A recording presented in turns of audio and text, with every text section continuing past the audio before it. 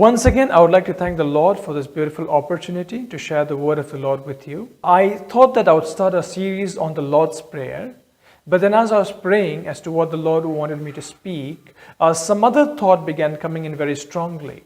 And then there was a tussle if I should go with the first one or with the second one, as the second one didn't feel that much relevant, as most of us have settled into comfortable corporate jobs, moving away from the pain and hardships of our parents and also us being missionary kids.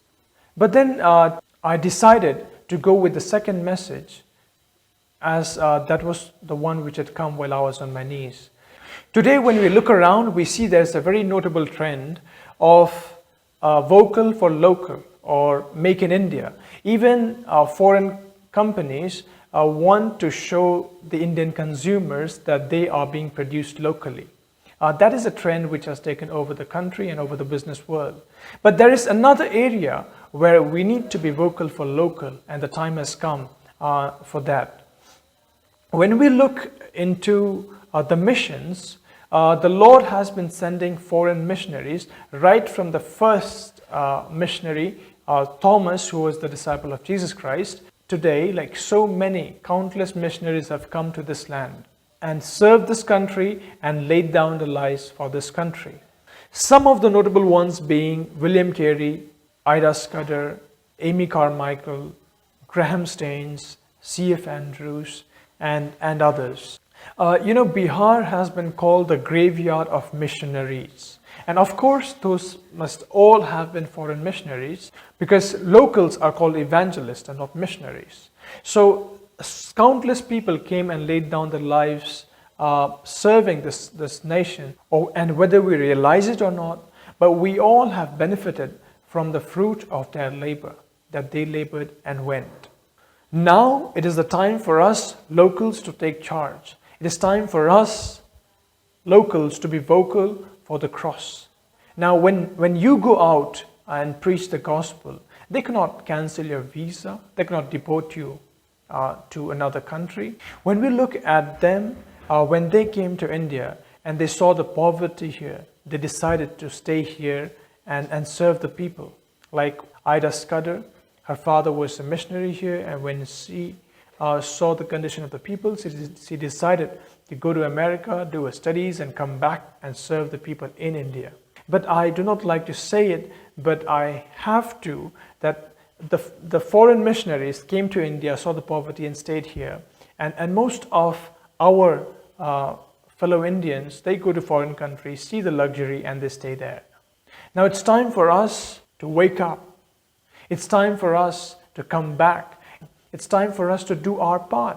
Foreigners came and did something that we ought to be doing, and we have no concern for our country. It's very important that we take a stand. It's very important that we get on our knees. We weep for the nation. We serve the nation, and we give our best for this nation. Isn't it selfish that others think about our country, but we seldom think about it? That the time has come for us to take charge in the order of Ezekiel. When we read how Ezekiel was called in Ezekiel chapter 2, he said to me, "Son of man, stand on your feet and I'll speak to you." As he spoke, the Spirit came into me and raised me to my feet, and I heard him speaking to me. He said, "Son of man, I'm sending you to the Israelites, to a rebellious nation that has rebelled against me. They and their ancestors have been in revolt against me to this very day. The people to whom I'm sending you are obstinate and stubborn. Say to them, this is what the sovereign Lord says, and whether they listen or fail to listen, for they are a rebellious people, they will know that a prophet has been among them.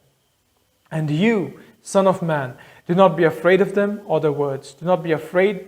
The briars and thorns are all around you, and you live among scorpions. Do not be afraid of what they say or be terrified by them, though they are a rebellious people. You must speak my word to them, whether they listen or fail to listen, for they are rebellious. But you, son of man, listen to what I say to you. Do not rebel like the rebellious people. Open your mouth and eat what I give you." And then when you read in chapter 3 onwards, it says, "And he said to me, Son of man, eat what is before you. Eat the scroll, then go and speak to the people of Israel. So I opened my mouth, and he gave me the scroll to eat. And he said to me, Son of man, eat the scroll I'm giving you and fill your stomach with it. So I ate it, and it tasted as sweet as honey in my mouth. Then he said to me, Son of man, go now to the people of Israel, speak my words to them. And today the word for us is, go now to the people of India and speak my words to them. You're not being sent to a people of obscure speech and strange language, but to the people of Israel. And again, for us it would be, you're not being sent to people of obscure speech and strange language, but to the people of India. Not to many peoples of obscure speech and strange language, whose words you cannot understand. Surely if I had sent you to them, they would have listened to you. But the people of Israel are not willing to listen to you because they are not willing to listen to me. For all the Israelites are hardened and obstinate, but I will make you as unyielding and hardened as they are. I'll make your forehead like the hardest stone, harder than flint. Do not be afraid of them or terrified by them, though they are a rebellious people. So the Lord says that He's not sending you to people with strange language or obscure speech, but to people who speak your own language. It's time for us to go back to our own people, to people who speak our own native language. If you speak Tamil, then to Tamilians. If you speak Gujarati, then to the Gujaratis. If you speak Oriya, then to the people of Orissa. Then to the people of your own state. And the Lord is very clear that they're not going to listen to you. Because if you were sent to a people of strange language, they would have listened to you. But since you're being sent to the people who speak your own language, they're not going to be listening to you. But you have to go. You have to share the word. That is how the Lord called Ezekiel, and that's how He's calling us today.